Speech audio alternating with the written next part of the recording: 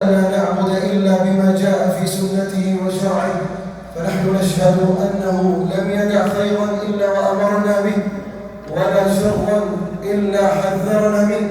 والله عز وجل يقول: قل إن كنتم تحبون الله فاتبعوني يحببكم الله ويغفر لكم ذنوبكم. فعلامة ودليل صدق محبة الله عز وجل اتباع سنة نبيه صلى الله عليه وسلم. الله أكبر، الله أكبر، الله أكبر، لا إله إلا الله، الله أكبر ولله الحمد. ثم من شكر الله سبحانه القيام بما أوجب في جميع الأمور، فطاعة الله عنوان السعادة والفلاح في الدنيا والآخرة، ومعصيته سبب للشرور في الدنيا والآخرة. قال الله تعالى: فمن اتبع هداي فلا يضل ومن أعرض عن ذكري فإن له معيشة ضنكا وجوه يوم القيامة أعمى. الله أكبر، الله أكبر، لا إله إلا الله، والله أكبر، والله أكبر ولله الحمد. عباد الله، إن من الواجبات التي أمر الله بها بر الوالدين أحياء وأمواتا، بل قارن الله حقهما بحقه، وقال جل وعلا: وقضى ربك ألا تعبدوا إلا إياه وبالوالدين إحسانا إما يبلغن عندك الكبر أحدهما أو كلاهما فلا تقل لهما أف ولا تنهرهما وقل لهما قولا كريما. ومن لا خير فيه لوالديه لا خير فيه لنفسه ولا غيرهما. ومن الواجبات المعتنية في كل وقت وحين ويشتد أمرها في مثل هذه الأعياد صلة الرحم التي أمر الله بوصلها. قال صلى الله عليه وسلم: قالت الرحم لله جل وعلا: هذا المقام العائد بك من القطيعة. قال: ألا ترضين أن أصل من وصلك وأقطع من قطعك؟ قالت: بلى يا رب. قال: فذاك. متفق عليه. فيا من قطعت رحمك، هل يسرك أن يقطعك الله؟ أما آن الأوان بأن تصل رحمك طاعة للرحمن ومحبة لمولاك الذي وهبك النعم. والعيد فرصة للتسامح وفرصة للفوز بعفو الله ومغفرته. قال سبحانه: وليعفوا وليصفحوا ألا تحبون أن يغفر الله لكم؟ الله أكبر، الله أكبر، لا إله إلا الله، الله أكبر ولله الحمد. إن من أعظم النعم التي نعيشها نعمة الأمن والأمان وسط عالم يموج بالفتن، وسط عالم يموج بالفتن. قال جل وعلا: أولم يروا أنا جعلنا حرما آمنا ويتخطف الناس من حولهم أفبالباطل يؤمنون وبنعمة الله هم يكفرون. وإن من شكر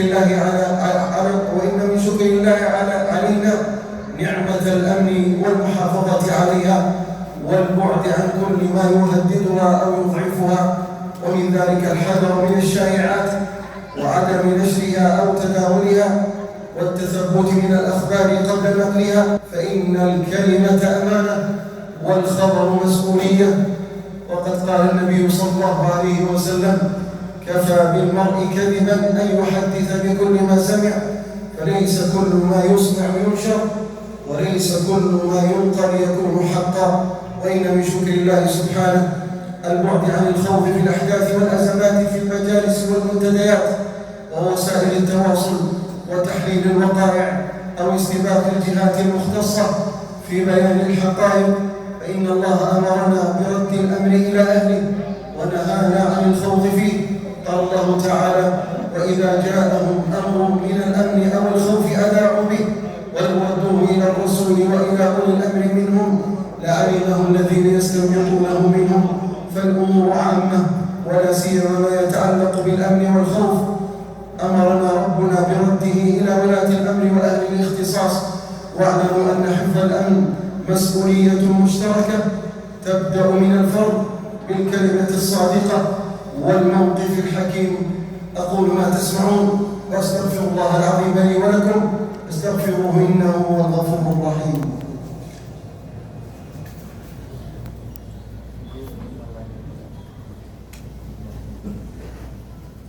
الله أكبر، الله أكبر،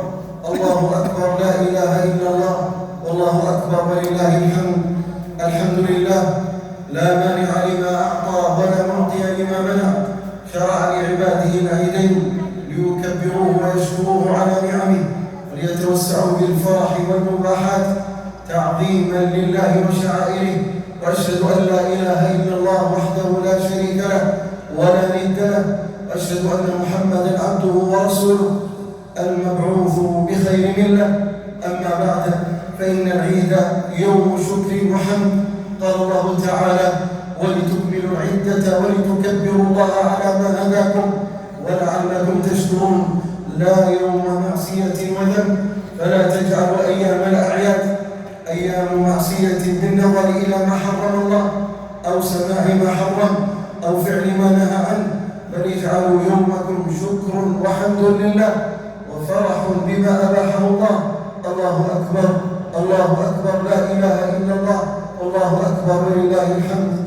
أيها الرجل، إن الله جعل لكم القوامة على النساء لتقوموا بإكرامهن وحفظهن من كل ما يضرهن في الدين والدنيا، وهن وصية رسول الله صلى الله عليه وسلم: استوصوا بالنساء خيرا، وإن من أعظم الخير إرشادهن إلى ما ينفعهن في دينهم وآخرتهم.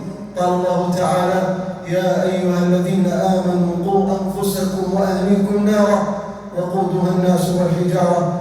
أيتها المرأة المسلمة، عليك بتقوى الله في السر والعلن، واعلمي أن عزك وسعادتك في طاعة الله جل وعلا، وصلاتك في توحيدك لله سبحانه وتعالى، وسترك وحجابك وطاعتك لوالديك. وافعلي ذلك وأنت مستحضرة أن ذلك طاعة لرب العالمين.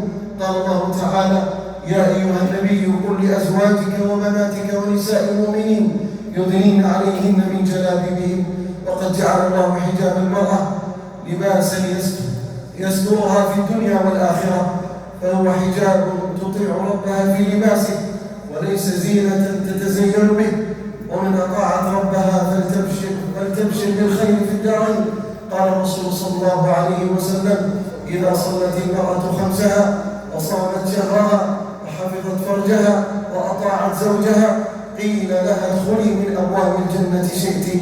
رواه أحمد وغيره. الله أكبر، الله أكبر، لا إله إلا الله، والله أكبر ولله الحمد. عباد الله، اجتهدوا رحمكم الله على اتباع الحسنة بالحسنة، فذلك من علامات قبول العمل الصالح، فلا يكون آخر العهد بالقرآن في شهر رمضان، وكذلك الصلاة وقيام الليل والصيام. ويتأكد في هذا الشهر صيام 6 أيام. عن أبي أيوب الأنصاري رضي الله عنه أن النبي صلى الله عليه وسلم قال: من صام رمضان ثم أتبعه 6 من شوال كان كصيام الدهر. رواه مسلم. الله أكبر، الله أكبر، لا إله إلا الله، والله أكبر ولله الحمد. اللهم احفظ المملكة العربية السعودية من كل سوء ومكروه.